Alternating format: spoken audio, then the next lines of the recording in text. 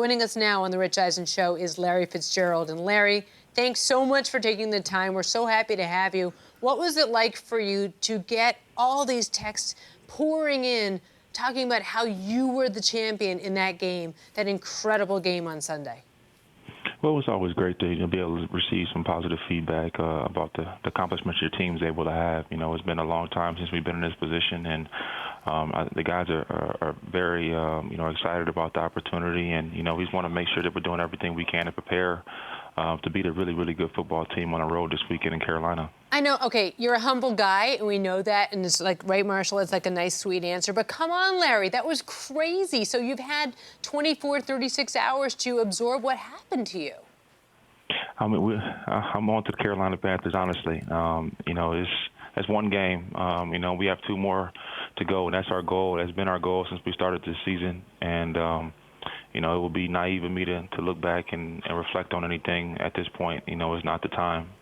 Hey, Fitz, job well done. I know there's work still to be done, but there's the play at the end in overtime. Obviously, we know that play, but there's another play, and I was talking about this on Game Day Final.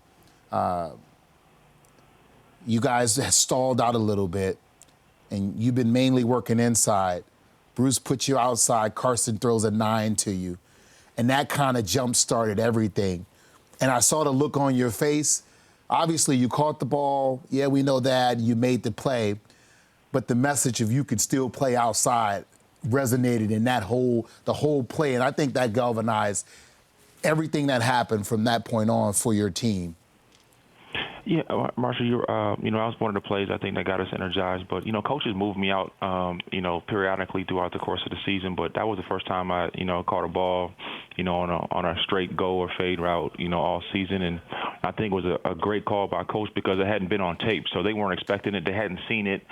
So it caught them off guard. You can see the defensive back was kind of looking for the back shoulder, and Carson threw a perfect ball, up the field for me, and I ran underneath it. But, that was just the first of many by a lot of guys to kind of get us going, playing better. Now, Fitz, we've seen you, make runs. I'm talking, you catch the ball, and there's some straight line running. Now, I saw some moves, man. What's going on here? I saw some moves. I saw moves. I saw a young Larry Fitzgerald out there with the football. I was just trying to channel my inner Marshall Falk. That's what I was trying to do. Right?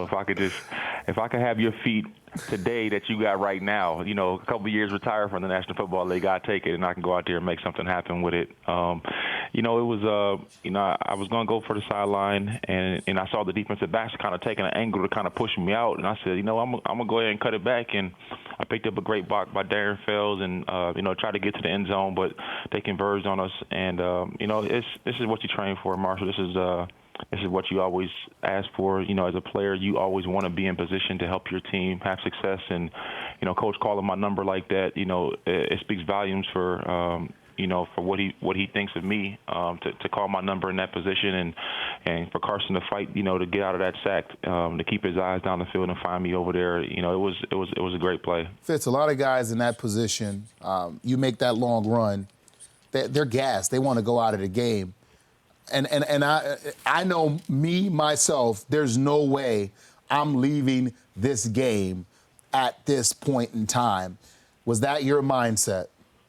Well, yeah, you get that close, you want to finish the deal. You just saw what Aaron Rodgers is capable of doing. I mean, the guy led his team 99 yards on two of the most unbelievable throws that maybe he might be the only quarterback in the league that can make that play. I did not want to have a situation where we kick a field goal and put it back in his hands because you know what he's capable of. We wanted to finish that off with a touchdown and be able to get off, out of here with a win at home and advance to the next round. That was, I think, everybody in that huddle mentality. Larry Fitzgerald joining us here on the Rich Eisen Show. It was the stiff arm, though, Marshall. That's what got you. It was the get out of my way moment in that run, which I thought was so crazy. Larry, question for you: how did you have the wherewithal to deliver the message to Mort in the moment? I know that cancer's a very personal story for you. Well, I lost my mother to cancer, and I've known a lot of people who have battled cancer over the years, and Mort, he was really good to me last year and the year before when I was kind of going through my struggles and people were saying, he's over the hill. He's past his prime. And Mort was one of the guys that, reached out to me, text messages, called me, and always encouraged me to keep my head up. And there's a lot of guys that were doing that, Marshall and Shannon Sharp and Chris. I mean, the support that I've had, over the years has been, truly humbling. And I know he just announced it the day before, and it was fresh on my mind. And I just hope he, continues to fight and is able to battle through. What concerns you most about the Panthers' defense looking ahead, Kuechly, Norman? You got big players out there. Oh, man, they have a plethora of talent, especially they can hunt with their front four without bringing pressure. They do a really good job of stopping the run, as you saw, last week against Seattle. They've done that, throughout the course of the season. And, once they get you in a one-dimensional offense, those guys can really clamp down and zone on you. But, we just have to stay balanced. I think that's the key. We cannot get pass happy. We have to be able to run the ball and control the line of scrimmage on both sides. Fitz, talk about your quarterback, man. That game showed everything. That game was probably Carson Palmer's career when you think about you start good, bump in the road, end good. What do you tell him, man? Carson's been in the league a long time, but not a lot of playoff experience under his belt. Well, you're right. And we had heard that, and I think it's his teammates. We wanted to get that win for Carson, man. We know what he's battled through. I mean, the guy, got hurt last year, and he could have been doing his rehab anywhere in America, but he chose to stay here with us every single day. We game plan, and he's in there. He's giving input. He's with us every single step of the way last year, and we just saw his resolve, and that came out in this game. There was some plays that didn't go our way, but he never hung his head. He never felt sorry for himself. He was confident he could make the play to help us win, and he did. And Carson almost looked mobile in that last play. I mean, I covered Carson at USC. I've known him since Rancho Santa Margarita, so I'm biased because I know what a good guy he is.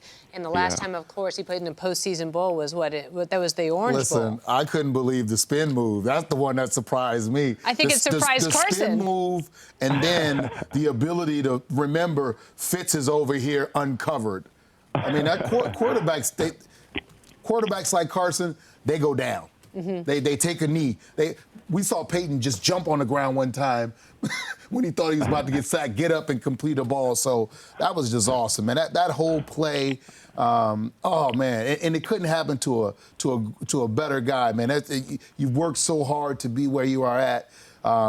It's right there. It's right there. Yeah, and I think that's the mentality Carson it really has. I mean, he believes, he's capable of making any throw and leading this team to greater heights. And, it's great to have him as our captain and offensive leader, and we're going to continue to ride him. Mm-hmm. Marshall's the biggest fan of Bruce Arians. I think that there can possibly be that doesn't play for him. What's the message, Larry Fitzgerald, been like from Bruce Arians to his team thus far this week? Respect the process. Respect the process. He says it all the time.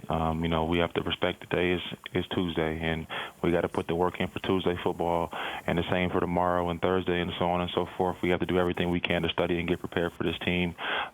They've won 11 straight games at home. They played incredibly well throughout the course of the season. Cam Newton's playing at an elite level, so we understand that we're going to have a really tough task, but we're up for it. You're a class act, Larry Fitzgerald. Always. Oh, thank you. I appreciate you guys having me on today. And Marshall, love you, brother. Love you too, man. Good luck. All right. The Rich Eisen Show, weekdays at noon Eastern. On Audience.